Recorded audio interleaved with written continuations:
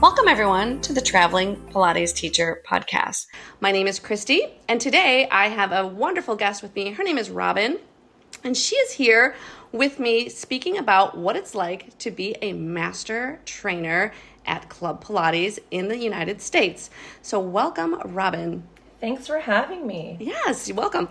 It's been a pleasure. We've met here. It's kind of ironic how we've met. We're both in Alabama, teaching in Alabama, but we're both from Chicago. That's right.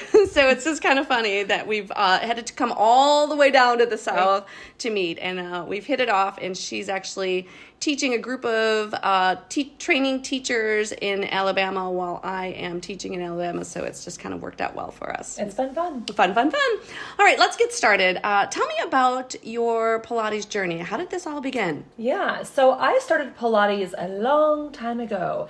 Back in the late 90s, early thousands, I was in college and heard about this thing called Pilates and didn't really know what it was because I was a little bit of a gym rat. So showed up to my first Pilates class. At that time, it was still very associated with ballerinas and dancers. So it was actually at a ballet studio that they had Pilates. Oh. Did they have reformers or did they have They mat? had 3 reformers, but it was mostly mat class. Okay. So I signed up as a broke college student. I signed up for a 6-week Sunday evening, actually, beginner mat class and paid up front. Went to my first Pilates mat class and hated it. Oh. I thought, this girl does not know what she's doing. She's making us hold tabletop for a long, long time. Like, what is happening? But I went every week because I paid for it. Yeah. And because I paid for it, I was going to do it. Yep. By the end of that 6th week, I was so sold on what Pilates was and just the changes that I saw in my function, in my form, in my posture in the 6 weeks that I left there. Signed up for 3 times a week and 1 time a week private. So I was doing 3 mat classes and 1 private reformer class every week. Wow, as a broke college student. As a broke college student. That's And that great. was a pretty big commitment. Yeah. Now, granted, things were different Yes. pricing then than it is now, but it worked out. And the next semester, I completely revamped my schedule around my Pilates. So I finished my bachelor's degree, went on and actually have a master's degree as well, and worked for like a whopping 9 months in my industry. And then kind of took a look back, and this was in my early 20s still, kind of took a look back and thought, I already don't like the choices that I made, and why am I continuing down this path? Right. So I enrolled in Power Pilates Comprehensive Pilates certification back in 2002. I finished my mat portion of that in 2003, and my comprehensive, which is all the equipment, 2004. Very nice. And ever since then, I've kind of just been on a different journey. It's ebbed and it's flowed. It's gone from, working at gyms, which definitely has its benefits, to working in private studios, to opening my own little studio, and then moving down to Alabama and ending up at Club Pilates. So I think I have a little bit of a foot in all of the different options that were Pilates, and they've all served their purpose at different points of my life. Yes. And now here we are. So it's been almost 20 years that I've been teaching Pilates. Yeah. I love that journey. I love that start. So let me just circle back. What is your degrees in that you didn't? So my undergraduate degree is in health, leisure, and sports studies. Okay. And my master degree is in outdoor recreation. Oh, okay. So for the blip in time that I did work, I worked for the Girl Scouts in Chicago. Oh. And I did a lot of work with like their outdoor programming, their camps, and that was fun. It actually was really fun. Yeah. But it definitely interfered with my Pilates class. Because I worked out in the suburbs and I had to make it down back into the city where I was living. Oh, yes. Because Wednesday night at 5:30 was my Pilates class, which means I had to leave the suburbs by like 3. Yeah. And so that wasn't really working really well. Yeah. And it was really on a whim. Like I decided I wasn't going to do this anymore. Luckily enough, I was at a stage of life where I didn't have kids and I didn't have a mortgage, and I was able just to kind of pick things up and I love that. Go my own way. Yeah, I love that. I think that people always talk about Pilates sometimes as a cult, and and we use that term loosely, and I think it's an addiction. It's just like, because I think it's an addiction because your body is changing and you're making you feel better. Right. And so, and that's, I guess, what all addictions do, but this is a healthy addiction. It is a healthy addiction. So. And I look back at it, and I did have, prior to me working for the Girl Scouts, I did have one boss at a different place that I was working for a blip in time in college. And she knew. She got it. Yeah. She would be like, we can't put Robin on the schedule on Tuesday nights because she's got her private on Tuesday. Like, she knew. Like, she worked around it because I think she could see that I was not messing around. Like, this is the time of day I'm doing this, and it's going to happen. Yeah. We're going to find a way to do it. Yeah. So I took what I liked to practice, and I turned it into a career. And isn't that what the best... That is... I mean, it's what we tell our kids. Exactly. Like, find something you love and figure out how to make money doing it. Like, I did exactly that. So. I think that's wonderful. Yeah. I love it. So then let's start with, now you're a master trainer. What inspired you to do that route or go that route? So a couple of things. Number one, it was just opportunity. So I started working at Club Pilates when I moved down to Alabama. Okay. Which is how long ago? Just so everybody... 6 years. Okay. We've been open for almost 6 years. So I lived here for maybe half of a year before the Club Pilates was opened. Oddly enough, I never heard of Club Pilates. Oh, so wow. Even though I was what rock? Living, I know. Yeah. So I was living in Chicago before I was moving down to Alabama. Yeah. But in my section of Chicago, and you know Chicago, people don't leave where they... I mean, you stay within a radius that's pretty tight. Right. And so we didn't have them yet. You know, and you're right, because I know exactly where you were from. So I didn't know what it was. And I also had a lot of little kids at this time. So that wasn't... My radar wasn't on growing trends. My radar was on sleep. Yeah. And survival. Sustenance. So when I moved to Alabama and I got the opportunity to work at a Club Pilates, my owner and his wife were talking about getting a master trainer to come in and do training with hopefully some people that were going to end up being instructors. And his wife just sort of offhandedly mentioned, like, you should be this, and you should do this. And I didn't even really, it has never been on my radar. Like, it has never been on my radar. So I took that as like an opportunity to like look into first of all, what was required of me, because I didn't even know really what was required. And it all was feasible. I had all the credentials, so it seemed like it was the obvious next step. And the one thing that really drew me towards it is, you'll know as an instructor, your voice starts to go when you teach constantly, right? And I was looking at longevity. Like, what is something I can do in the Pilates industry that is not necessarily burning the candle at both ends, like I feel when I teach long days consecutively in a row. Right. And now, having kind of come out the other end of what was needed, I look at it and I say, okay, that was a good choice, because it's doing exactly that. I get to share my knowledge, share my passion, really be nitpicky, which I love to be nitpicky.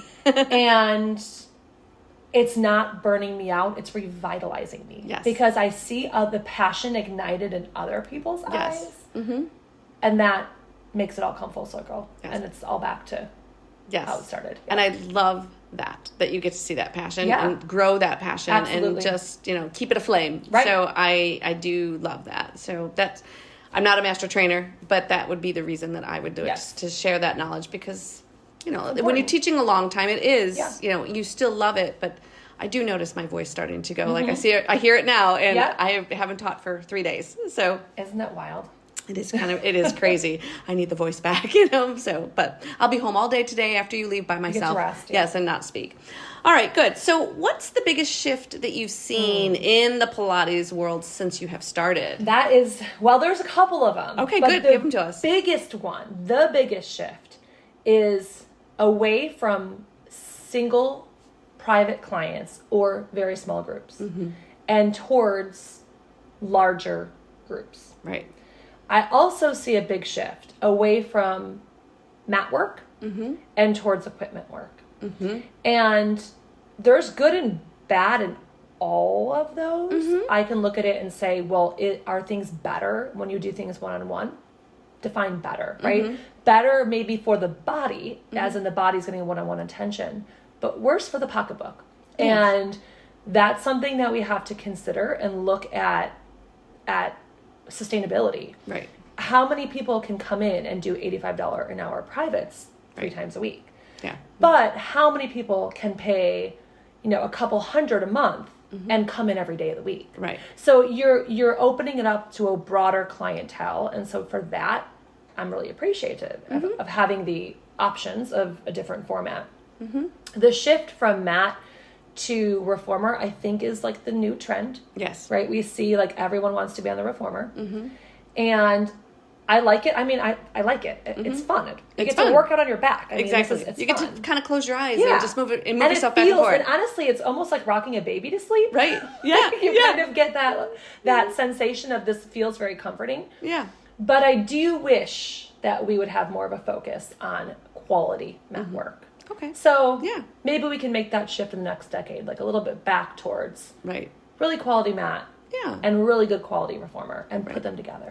Yes, I agree. I think too, the machine, like you said, is new and it's new to people. Like the mat is not new to people. So when people come in for that introduction or that first class, like they know a mat, they know what to do. But the reformer is like, ooh, what is this machine? And then you lay down on it and you want me to push in and out and I'm rocking myself to sleep? Yeah, this is great. And back prior to how society is now with like streaming, before that we had these things called DVDs or these little shiny circles you could put in a DVD player, right? Yes. And Mari Windsor was back in the like late 90s, early to mid thousands, and she was the name that was synonymous with working out at home. And she had a mail order mat, I think it was like a drop ship type thing that would come every month and you'd subscribe and you'd get a new mat class every month. And so that's what I mean is like we've shifted from mat to reformer, not that it's a bad thing. No. But now we have a new way to go ahead and disperse the information of Pilates. Right. Where previously it was, okay,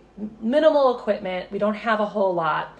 Women are probably working out in their home. Here's your monthly DVD. Yeah. Do this, right? Right. But now we have the option of this model where we have lots of equipment in one room. And you can have an instructor that is leading you through the program. So it's different, or a little bit different each and every time. So it's just like come full circle. Right. It has. Yeah. And really, like, not to keep circling back, but your first one where you went from one person to now group, I think the other aspect that adds to it that kind of also needs to be a little bit of addressed is it's a social situation. It is. You know, women, maybe they're in their house all day with small children, and this is that 1 hour that they get out of their house. Yeah, that's actually a really good point, because we have to remember that not everyone does Pilates to do Pilates. Right? Like some people come to Pilates as a social outlet. Yes. Some people come to Pilates to avoid responsibility. Of course. There's a lot of valid reasons why people come to Pilates, and being an instructor that can kind of notice all of that and bring to the table what each of your clients are looking for is a very valuable instructor. Yes, I agree. Yeah. I agree. Perfect. Well, thank you for that. You're welcome. So let's describe your personal Pilates philosophy. What do you think yours is? So my personal Pilates for my own practice and my own being is to meet myself where I am that day. And what that means to me is no expectations of yesterday. Oh, that's a good... Definitely no expectations of 2 decades ago when I first started doing this. Because what my body was capable of 2 decades ago is very different. And I want to preface that by saying, it doesn't mean I can't do those things. It means I no longer see the benefit of those things. So back in my 20s, you know, jackknife, for example. Oh, that's super great, right? Look how high it can go. Look how beautiful and elegant that looks. And now I look at that and I go, my shoulder's a little funky from carrying babies on my hip for the last, you know, however many, 15 years. My neck sometimes tweaks a little funny. And I just don't see the benefit of doing that now. Will I do it once in a while to show people how to do it properly? Absolutely. Sure. Is it a daily practice? No. So I definitely try to meet myself where I'm at on each and every day. Which also means sometimes I get on the reformer for 10 minutes. And sometimes I do 60. Like it's not about doing what works for everyone else. This is what works for me. And luckily enough, I have the ability and the equipment at my house to do whatever I want to do. So if I'm not feeling 50-minute reformer workout today, that's totally fine. Do something else or do 10 minutes of something. And I agree. I think when you get to that certain point in your life, you know, because I can't say a certain age because everybody has, you know, but a certain point in your life when you feel like, you know what, this is all I can give, and this is what I've got. I think that's a great balance, and I think it's a great way to live. Well, and even going back to the whole, why do you do Pilates? There are some days that I do Pilates to be able to rehab something. Maybe I'm working on strengthening something. There are days I do Pilates because I want to shut my door and keep my kids away from me. And there are days that I do Pilates to really, really work out, and there's days I do Pilates because I had a long day, and I want to just mellow. And so I tell our members to do that. I tell our clients to meet themselves where they're at. So why wouldn't I do the same thing? Yeah, I agree. Yep. I love that statement. So thank you for that. You're welcome. So I know we talked a little bit about, you just mentioned a few moments ago about something about the instructors when they can read the room and see the different type, about being, that's a great instructor. What other characteristics do you think make a great instructor in your eyes? The knowledge of the why behind an exercise. That is probably, I think it's one of the harder things to glean as a new instructor. But once you have the why, you never have to worry about progressions or regressions, because you know exactly what the target focus is, which makes it very easy to adjust for anything that might come up. Right. That's my biggest one, is instructors that really know the why and can feel it in their own body, which actually is a nice little segue into feeling it in your own body. So my instructors that practice Pilates, because let's just be honest, it's hard. It is. It's hard to get it in. It is. When you're working, it's just like anybody else. If you're a contractor, what's the one thing that's not fixed? Your house, right? Everybody else's house is fixed. Yours isn't. When you're a landscaper, everyone else has a beautiful lawn and yours probably needs a good mowing, right? Yeah. Same with Pilates. We're putting and pouring into everybody else that we have trouble pouring into ourselves. Yeah. No, I agree. So the instructor that practices and stays current in their own body always, and not even for the sake of being fit. I don't mean it like that. I mean it for the sake of being able to translate to your clients where to feel it, how to feel it, the depth of the movement. It's not just hand here, foot here. That's playing Twister, right? Put your right hand on the red dot. Put your left hand on the yellow dot. Pilates is so much more intrinsic than that. So, right hand, from moving from the shoulder, place your hand. There's all those cues that take you from it's a basic movement to it is a intense, very specific movement. Make you sweaty. And make you feel things that you probably haven't felt before or in a while. Or know, like, oh, I have a muscle there that it just woke up. I didn't know that was supposed to do that. Right. Yep, I agree. And I love the why too. And I think, in my opinion, knowing the why and projecting the why, why are we doing this? We're doing this to expand your chest. Maybe you sat at a desk all day and you need to, and I think then they start to go, maybe I'll slow down a little bit. So I can feel this. Yeah, so I can feel this. So I agree. And then, of course, with instructors, we always look for punctuality. Oh, yeah, yes. Showing up appropriately dressed, bringing your schedule, your class plans with you, like all these little things that are not just for Pilates, but any kind of good employee. Right. Well, and too, I think Pilates, everybody has a hard day. Everybody has a bad day. Everybody gets in a bad mood. But you have to remember, when you walk through that door as the instructor, you have to leave that bad mood. And because this is a happy place. Pilates, I always say it's a happy place. And people may not come in happy, but they certainly leave happy. And that's true for instructors too. Oh, yeah. Because if you walk in and you're having a bad day, but you, for the first half hour, have to fake a smile. Yes. By the end of the hour, that will be a real smile. Yes. Like, you just needed to get out of the environment where you were in that was causing all the stress. But you shut the door, and then you became Pilates instructor Robin or Pilates instructor Kristie, and all of a sudden, you're no longer that person that has the burdens that you had outside the door. So yeah, you're right. Huge to remember. Yes, it is. It is. I agree. It's almost self-care in and of itself. Right. Pilates, coming into a studio space that is calm, with people that are there for the same reasons that you are, definitely inspires you to be in a positive headspace. Yeah. No, I agree. And I love all of those that you said about making a good instructor. So note to self, So good. So this is something I think that's going to really resonate with you, especially after today. We had just discussed this. How do you balance the classical, quote unquote, classical Pilates with this new modern Pilates that we're seeing? I heard it called dynamic Pilates. Like that not too long ago, and I thought, well, that's a good way to describe it. Because it's not, I don't like using negative connotations around what is happening to the Pilates industry. There's always good. With the bad, there's always good. Sure, of course. So how to balance it? Number one is Pilates is not new. Right. Pilates has been around for 100 years. Yeah. Right? Yeah.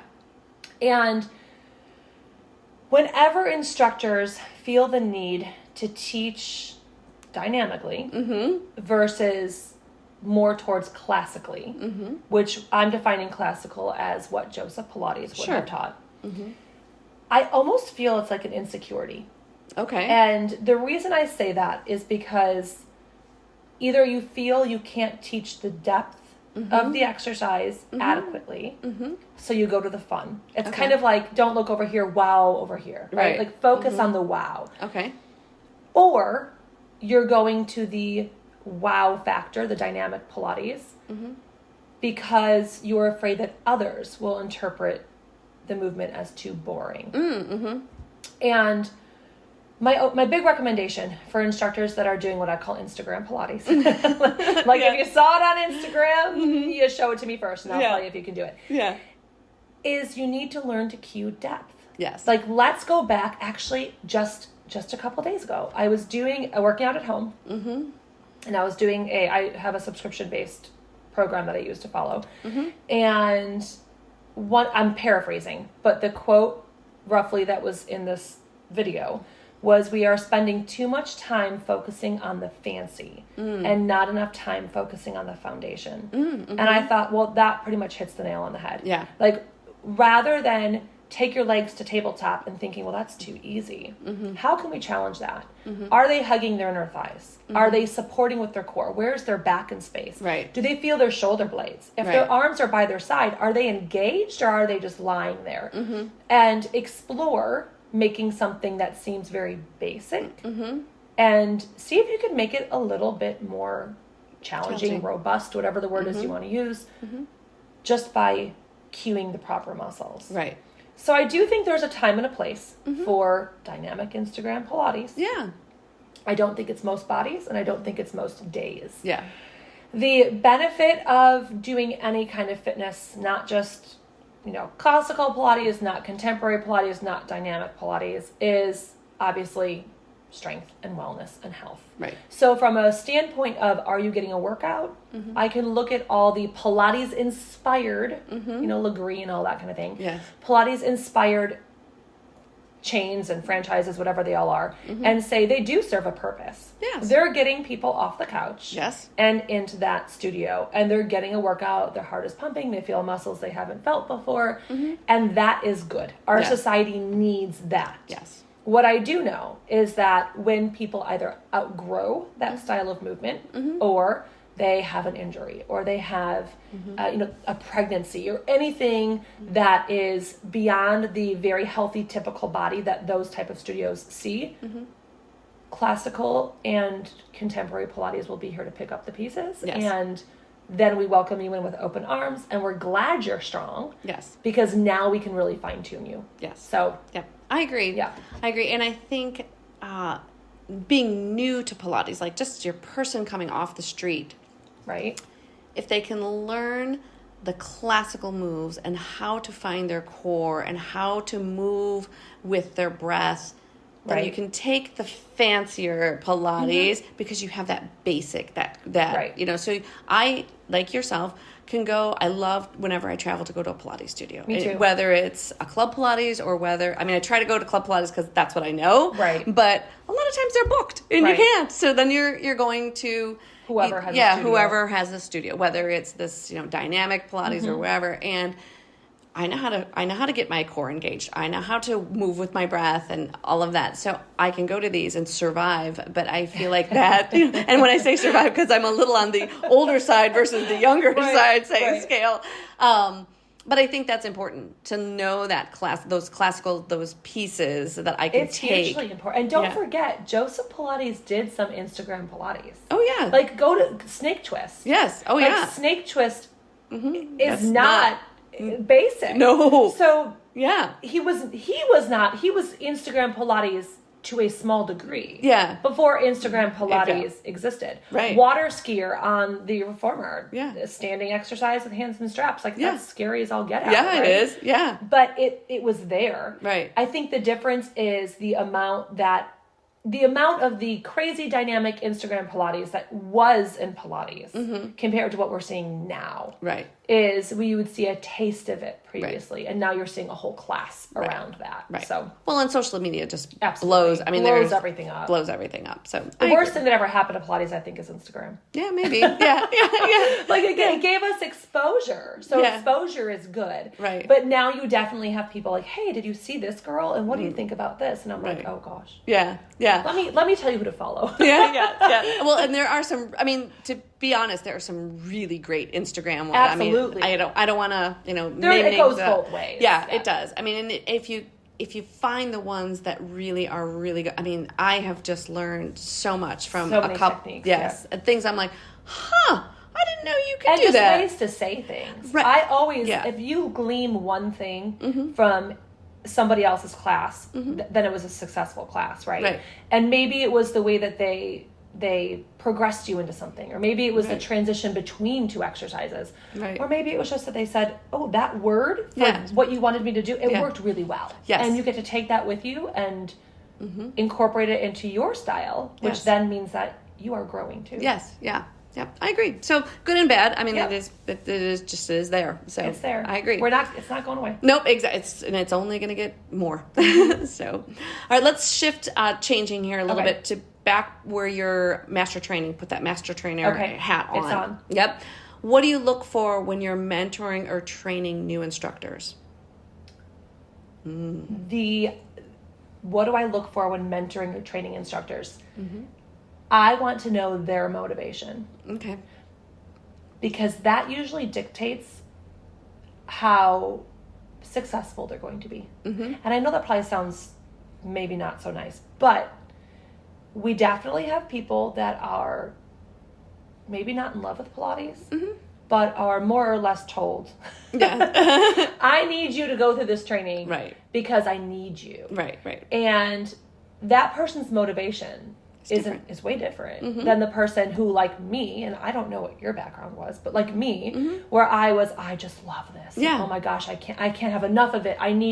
I want to devour it. I'm reading about it. I'm talking about it. I'm breathing it. And it's actually like a lifestyle. Now, both of those people can end up on the other end and be very successful. It's just the path to get there. Can be more zigzaggy for the person who doesn't have that strong desire to finish. And it's so funny because I was the person that was told, I think you'd be a really good Pilates teacher. I'll pay for you to do this. Oh, wow. And my owner said that to me, and I said, okay, let's do this. And now look at it. And now it has become your passion. Yeah. It was. I was always practicing, and I was actually working at the Pilates studio too. And so it's not that I wasn't. I just came off the street and somebody said, "Hey, we'll just pay you to do this." Right. I mean, it was always my passion, and I always really loved it. I mean, I loved it so much I quit my corporate job, to do this full time. So that's what we have in common. Yes. Corporate jobs don't work for me. No, corporate jobs don't work for me either. They did, I guess, for a small period of. What I like about corporate jobs is they got great health insurance, and they pay you not to show up to work. So that is a very true statement. So those are the only things. But the pressure, and it's not a happy place. So I agree. It's not a happy. Well, I'm sure some. I'm sure. sure there are some corporate places that are phenomenal. Yes, but we did not experience that. Yes. So not that I gave it a very long shot, because I really only was in that corporate world for 9 months or so. Yeah, I get it. That was long enough for me to get a taste of what I didn't like to do. There you go. Well, good. At least you found out exactly. Then. Yes, because it took me a while to figure this out. Yeah. So, all right. So, how do you stay with your current education and your inspiration? Oh, I love that. Okay. Yeah. First, you can never stop growing. Yes. You can never stop growing. I was actually trying to put a number on this like a few days ago. I was thinking about how much continuing education do I do? And because you can't always say CEU hours, right? Because not everything that you do that's continuing education has hours associated to it. There are some. I do some. I do a lot. And I feel like the more plugged in you are, the more you're made aware of opportunities. So on an average month, including my corporate-led trainings that I'm required to do, which are usually just great information, I would say I do 2 to 3 continuing educations of some sort a month. That's great. But that's kind of what keeps me inspired, because if I was not constantly learning. And I know people are thinking, well, you've been doing this for 20 years. You're telling me there's more to learn. There's always more to learn. Mm-hmm. And like I said, if it's one thing, if you gleaned one thing from somebody else's class or somebody's training, it was a successful training. Perfect. Like that was exactly what I needed. There's also a saying that when the student is ready, the teacher will appear. And I always find that saying so true. I love that. Yeah. So I can try to teach you everything you need to know to be a great Pilates instructor. And if you're not ready to hear it, it doesn't matter that I said it, right? Right. But when you're ready to hear it, somebody is going to present that information to you, and you're going to grasp onto it and take it, and take it and run with it. Yeah. And so for my own personal education growth, I would say I do like 2 to 3 of something a month. Most of it is via computer or a podcast or some sort of online training, just because of the way that the world is now, and we don't do as many in person. But I did do it in person not too long ago. A few months ago, we had Leslie Logan come to our home studio, and she came and did a workshop for all of my instructors and other local instructors, and it was really needed. And can I tell you, we have an instructor in our area in northern Alabama that is really great, really, really great. And she was feeling uninspired and was nearly considering actually getting out of Pilates. She's been doing it for, 12 years, 15 years, something like that. And after doing that one in studio, like a few hours with Leslie Logan and the rest of us, like being so inspired, she's back in business. Like she's like back up. It was the the shock that she just needed to, okay, no, I really do love this. I was just not feeling challenged. And now that I'm feeling challenged, I'm back. So keeping it fresh for you is probably more vital than keeping it fresh so that you can give to others. Like it's really more about me being inspired. I 100% agree with that. Yeah. Because a Pilates teacher, you can, in any really industry, but especially because we're talking about Pilates, you can tell the instructors that have been doing it for a while and they're just kind of robotic, just going through the motion. Memorization, I used to have a Pilates teacher in Chicagoland area, and I loved her. She was great. She was just wonderful and will remain nameless because I still love her. But when I laid down in her class, I knew I didn't even need her to teach me because I knew exactly what we were doing and how many reps we were doing and when we were going to go internal, when we were going to go external. And, and her classes were fine because you did have that, but the inspiration just wasn't there. And perfection comes from repetition. So there is a benefit to it, but it's like the knowing that you're present versus the are you checked out. So a present instructor can teach the exact same class every day because that's what classical Pilates was, right? Like the exact same thing. System. Yes. But you're seeing the body in front of you and you're giving those small cues to make it unique and to make it support that person's body. Right. And if you're not getting that, then then I'm wondering. I'm wondering where your instructor is. Yes. Yeah. They might not be in the room. They might physically be in the room. Right. But they might not mentally be in the room. And I think, and so, but what are you going to do? It was an experience. It was an experience. Yeah. And it's something to think about. And again, you can leave there going, well, at least I got to work out. Exactly. You know what I mean? Like you didn't, it wasn't this like awe-striking, life-changing hour of your life. Right. But it was, you got the workout that you expected. Well, and the big benefit, and what I tell a lot of my girls going through the training program is now you know what you don't want to be like. Exactly. So how do you know what you don't want to be like until you actually see that? Right. And I'll always tell my girls when they're doing their observation hours, if you've ever gone through a Pilates program, there's a lot of observation. Oh, yeah. And when you go through your observation, I actually think you might learn more from a quote unquote bad class. Exactly. Than a good class. Yep. Because then you can sit there and you can analyze like what don't I want to do? Right. Ever. Right. Because I look at that, was it really choppy? Was she completely dissociated from what was happening in the room? Yep. I mean, any of those little things that make a class where it could be really good if only we had fixed this one thing, right? Yeah. So let's learn what those things are now. Yes. So that you are not that person. Yeah. Oh, I love that. That's great advice for them too. Yeah. So, good. Are there any certifications or trainings that you feel are especially valuable outside of getting your comprehensive, your original certification? So there's really, I don't think there's one that's more helpful than the other. Okay. The big thing is you need to identify your weaknesses and what your weaknesses are. Maybe it's cueing. Maybe it's offering visual cues. Maybe you have a really poor understanding of anatomy and how it all is put together. Whatever your weakness is should be the first place that you seek out additional I love that. help. But then once you've rectified your weaknesses, just have fun with it. Yeah. Get on all the email lists. Get on all of them. And when they're sending you out all these different options, just start signing up. Just start saying yes. Like, yes, I'll do that. Yes, I'll do that. Yes, I'll do that. And they're always going to lead to more opportunities, which makes more connections, which finds you more things to do. And really and truly, that's how I plan all of my continuing education. Is what comes into my email box. Oh, that sounds like fun. Yeah. I'm going to do that. Yeah. Now, I will say, if there was one training, it was a long one, but if there was one training that I look at and I go, oh, that was a really good one. Balanced Body, Anatomy in 3D. Oh, okay. It was long, but you put clay on an actual skeleton. And that's in the shape of the muscle. So we go over, this is the muscle and connects from here to here. Yeah. So now what action does that muscle produce? Obviously you can see it because it's like it's in your hand. Yeah. And so if you're a visual tactile learner, which most people are. That one was phenomenal. And it's been a few years. I think it's been about 7 or so years since I've done that one. It is one that I would do again. Like I feel like it's almost one that you can't get enough of. Okay. Yeah. No. Like you do it once, and that was like my base layer. Now I need to go back and do it again to get the deeper layer. Definitely. Good. And I would say for me, when I was overseas, I listened to a lot of podcasts because when you're overseas, you don't have a car, so you walk everywhere you go. And that's very normal. Well, I don't know because I've not been overseas much, but I imagine. Okay. Well, when I was working in Morocco, getting a car to rent is just not an option. And besides, they drive on the wrong side of the road and traffic. It's just a little different. It's not the wrong side of the road for them. Yes, exactly. You're right.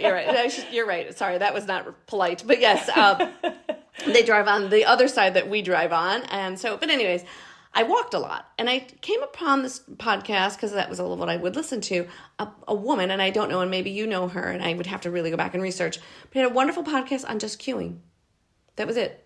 I don't know what that is, but I'd love to know what it was. I know. I'll have to dig deeper into that. But it was great because she had said in one of her podcasts, if you are a seasoned instructor and you are demonstrating, your cueing is off. 100%. I just said this yesterday, actually, to my girls. So I was doing a teacher training here in Tuscaloosa yesterday. Yeah. And one of the students asked me about demoing. And should you demo on the person's equipment that is the weakest in that exercise, so that you can be right there? And I said, wait a minute, what?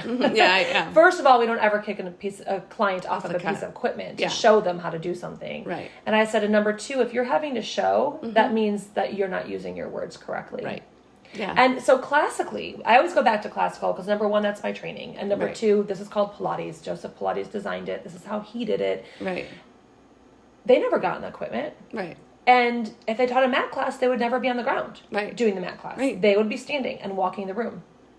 And I love that because number one, you're not paid to work out. Right? No. We're paid to make sure that your client is working out. Yes. And is doing it right and is doing it safely and is not going to get hurt and is going to want to come back and is feeling the depth of the exercise. You can't cue that if you're lying on the mat or you're lying on the reformer. So I do think getting some good quality cueing you're never going to go wrong there. Yeah, I don't, and I wish I had it prepared that I knew it. It is great. We need to find her. And the way she speaks it's really nice. And it's one of those podcasts where you're like, huh. You just, you have all those aha moments. I need to hear this. I needed to hear this today. Yeah. So that's your aha moment right there. I guess we got to find her. So, okay, perfect. Let's talk a little bit about Pilates and health and wellness. So we all know that Pilates really, can help injury, or preventive injury, as well as those that have had surgeries or those that have injuries and how it can help there. Do you have any stories that I'm sure you have more than one story, but one that really sticks out to you? This person did this and this is how Pilates helped. I mean, yeah, I have a lot of those. Yes. But I have one, and anybody that's gone through my training knows my story of a member named Mark that is, he's, came in off the street, like came in to do a intro class and to see if Pilates was his jam. And unbeknownst to me, I didn't know this at the time, but he had done a long stint in the hospital with COVID. Oh. And so, think lying down or propped up, but not with your own muscles for many, many months. And I don't remember how long it was, but I remember it being a long time. Yeah. And so when he came into the intro, it was a mess. I mean, it took all of my composure to get through the intro because the amount of weakness that I saw, I was not prepared for it. And I was definitely not prepared for it in a class with other people. Right. So to spell out some of what I was seeing is when he couldn't get up from lying down position. So I offered my help and I pulled him up to seated and he couldn't hold sitting up. Oh. That's how weak his core muscles were. Wow. And so I left there and I actually was kind of wondering if I was being like punked because I couldn't fathom that somebody could really have this degree of core weakness. Right. And so luckily Mark joined. Oh, nice. And I know it's always the people like, okay, finally someone that really needs to be here is joining, right? Yeah. So I would see Mark every single week. He was a regular of all regulars. And his practice went from, will he ever be top notch, like, the number one leader of the class doing all the crazy Instagram? No. Right. But he went from not being able to sit up on the reformer to be able to doing a plank on the box on the mat to being able to get up and get down. He was always a step behind the class. That's okay. But I no longer had to rewrite my class plans around him getting up and down because he could do it. Good.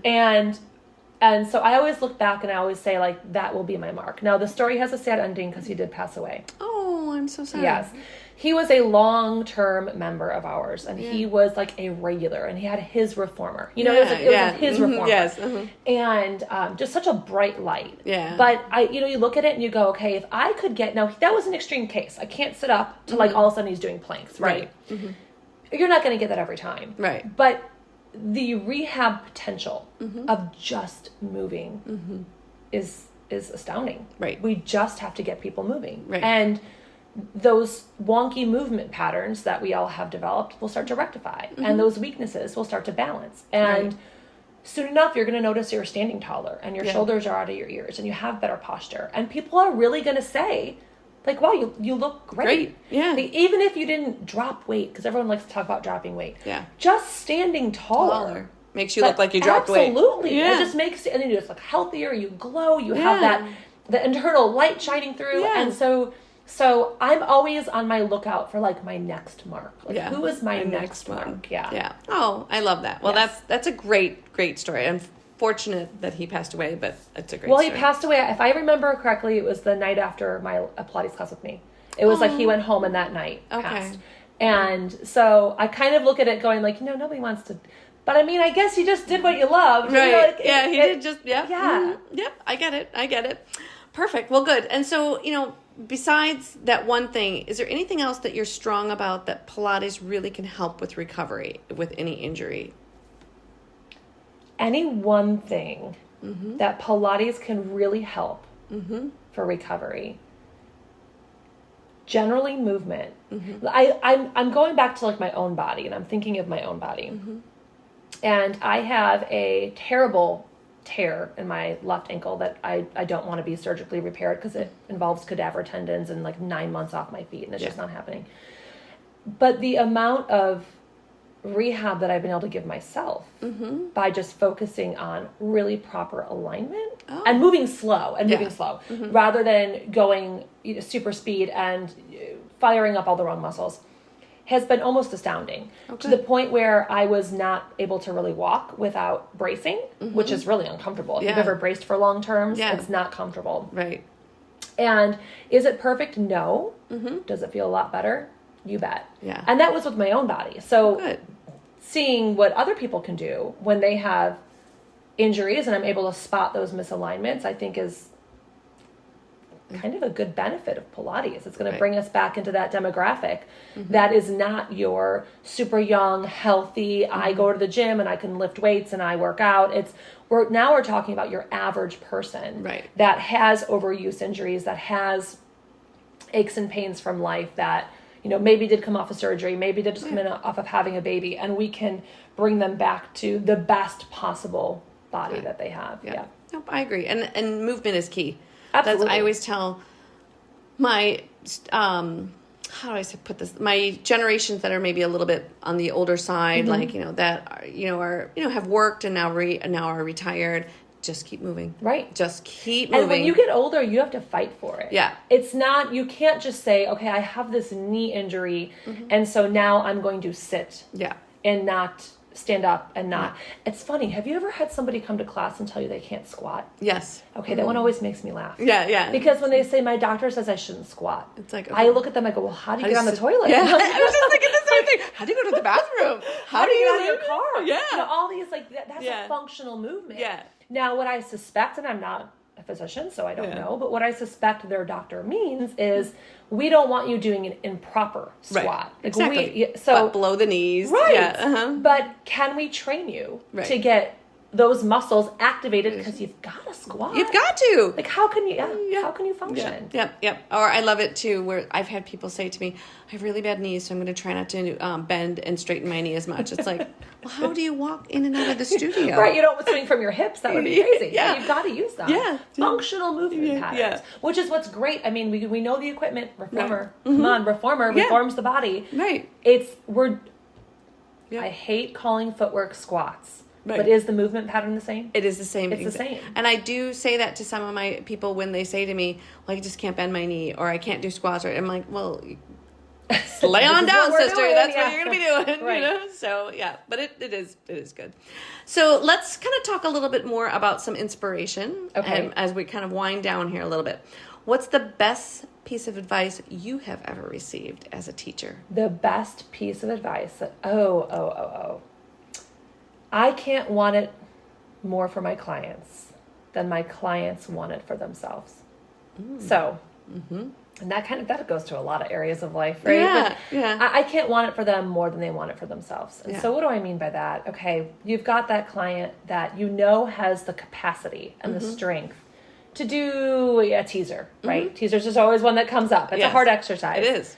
And you're digging deep and you're using every cue that you can think of to get them there. And you're going back to other pieces of equipment and you're making these connections. And Catherine Ross Nash has a really good program called The Red Thread. And it kind of connects all the equipment together and how to strengthen everything and how to make an exercise happen. And you're pulling out all the stops. You're doing all this. And the client just isn't doing it. And I look at it and I go, you know what? Going back to what we talked about earlier, maybe that's not why they're here. Yeah. Like maybe they're not here to be the perfect Pilates poster child. Right. If they get a teaser, great. If they don't, great. Come back. I'll see you next week. Yeah, because when they'll never get a teaser is when they stop coming. Exactly. So me not getting so invested in clients more than they are. Right. And you'll know the clients that need you to pour into them. And you'll know the clients that just want a little, little exercise. Little and pour into the clients and let that need you and let that fill your cup because you're helping to see them grow. Yeah. And just keep encouraging the ones that are not there for Pilates to keep coming back. Good. And maybe they will and maybe they won't, and it doesn't really matter either way. Yeah, exactly. Well, good. I like that piece of advice that you received. Talk about one myth about Pilates that you wish you could debunk. I know there's more than one, there's a several. Few, yeah. But I am going to dig into the big one, that Pilates is for ballerinas. Oh, so that would not be one that I'd agree with you, but that's not one that I would. And, there is definitely some Pilates. There's ballerinas and Pilates are synonymous with each other. At least they were. Yeah. And there was a very specific reason for that. Right. And it was literally the location of Joseph Pilates' studio. Yeah. That once he got one ballerina in and he quote unquote fixed her. Right. Yeah. Then the others started coming in droves like, here, come fix me, come fix me. But I do think that having that kind of synonymous Pilates dancers scares people away. Yes, it can. I agree. Because you're picturing these lithe, elegant, long levered, pointed toes, beautiful people they were beautiful before they ever came into the Pilates studio, because ballet teaches you to be long and elongated and all that beautiful thing. But when you have that, does your middle-aged mom want to come in and compete with that? No. And actually, that's one of the big reasons why I love Club Pilates. And I know that people sometimes say, oh, the classes of 12 are not always the best idea. And I'm like, but here's the thing. Have you ever really looked at who comes in? Right. Like, take a look at all the body types. You have the ballerina body type. Yeah. And you have anything in between. Yes. Like, from a sedentary person to a perfectly physical fit person, and everyone is getting their needs met. And so to me, dispelling that myth of that you need to be this stereotypical ballet girl. Yes. Yeah. No, good. I don't like that. Yeah. Good. I mean, great if you are. Yeah. I'm sure you make everything look beautiful. Oh yeah, they do. And I mean, in Tuscaloosa, because we have the university, there's a few that we have. Actually, you have one in your and training. She's doing great. And her form, just watching her is a pleasure. But you know what's fun about people like that? So I do have one girl from Tuscaloosa right now going through the teacher training program that is a ballerina. Yeah. Actually, no, is it a ballerina or just a dancer? I'm not super sure. I'm not either. I'm probably not. But her form is beautiful on this. Yeah. But her form is beautiful, but you can still work depth cues with her. I mean, I was telling her yesterday about the secondary powerhouse, your shoulder blades. We're going to work on those shoulder blades, getting your scapula down and connected, working from the upper back. And because she's got so much movement knowledge, it doesn't take much. No. It's, a light touch. Yeah. Get this down to here. Perfect. Walk away. Right? Yeah. And all of a sudden, new muscle firings, new neurons firing, and a whole depth. Yeah. Like, it's the basement level of understanding. We're getting all the way down there. Yeah. Well, good. Yeah, she's a good one. She's going to be a good teacher too someday. She will be. Good. Mine would just be, when we don't need to go into it too much, but yoga and Pilates is the same. Oh gosh. I know that's my big one, and I've talked about it before in other podcasts, but that's my big one. Do you know I was once interviewed by the local news to do a segment on their evening news or something, and they sent out a anchor, is that what they're called? A news anchor? Yeah. And she actually took a private class from me, but it was all filmed and all that kind of stuff. And of course, she interviews me afterwards, and one of her questions was, tell me about the similarities between yoga and Pilates. I was like, you did not just go there. Really? Yeah. Now I have to find a tactful way to say this. Okay. Yeah. Pilates and yoga are not the same. No, they are not. No. And Pilates is not all stretching. It's not. I love those when people, it's just like yoga, right? It's just all stretching. Well, yoga's not all stretching either. Have you ever done yoga? That's not, have you had to hold those poses for a long time sometimes? It's the connections. What are the same in Pilates and yoga? The flow. Yeah. Right? And by flow, I mean being in the zone. Yes. It's that mind-body connection. Yes. That I love about Pilates. Right? Yeah. And yoga has that as well. And Joseph Pilates practiced yoga. So he took from it what he liked. Right. So are there some similarities? There's a little bit. Sure. I mean, down dog does look a lot like the beginning of upstretch. You're going to see some of these carryovers. They do child's pose. We do the rest pose, right? So it's a little bit different. Yeah. But there's carryover. Right. But other than that, they're very different. They're very different. Yep. I had someone explain to me, Pilates, you move with your breath. Okay. Where yoga, once you hold the pose with your breath. And so interesting. I was like, that's a good, because that was her, she wanted to debunk that myth, which I was like, I love that, because. I mean, I think they both have their place. Oh, I like to do yoga on occasion. I love to do yoga. I don't do it as often as I should, but. Right. I do like them, but they serve totally different purposes, in my opinion. Yeah, no, I agree. And they're both perfect. I actually am certified in yoga as well. Oh, I didn't know that. Yeah, I am a certified. Well, one thing I love about working with yoga people, when they come and they cross over to the Pilates side, because of all the chaturangas they do in yoga, they usually have great push-ups and great planks. Yeah. So they're fun to work with in that, because they already have really good form. Yes. This girl does not have a great chaturanga, but You know, those are hard. Yeah. Oh, yeah. We're still working on it. And you do them like 8 million times. Yeah. Oh, yeah. Well, it depends on the type of yoga, but yes. Okay. Yeah. So, but we won't Well, get the classes that I took, we did a lot of chaturangas. Yeah. It really, and I love about yoga, there's just so many different variations and so many different ways. So. Which is kind of like Pilates. Yeah. We do see similarities there. Yeah, there is. So, but anyway, okay, moving on. Tell me what's my last prepared, normal, open-ended question. Okay. What's next for you in your Pilates journey? Oh gosh, I don't know. I am very happy right where I'm at. Yeah. And maybe that sounds like, oh gosh, the girl's not doing any growth. I don't, if anything, I'd actually like to cut back a little bit next year. This year has been a whirlwind. And when I say this year, I go school year, right? In my mind, it's a school year. So I'm finishing up the year, even though it is March. Right. So I would really like to focus on my own practice, and I'm doing that a little bit. Yeah. I recently re-enrolled in my original comprehensive program as an audit to listen and sit in on the days all over again. Yeah. So I think 2025 holds for me like a rebirth. Yeah. In discovering what brought me here and all the original thoughts behind that. So I'm super pumped for that. Good. And I'm excited for you. I can't wait to hear about it, because when you told me about it, I was like, that's such a good idea, because I feel like when you're going through teacher training, you're so overwhelmed. It's information by fire hose. It is. And I'd love to, like what you're doing, audit it again, but now take it as a little bit of an experienced teacher.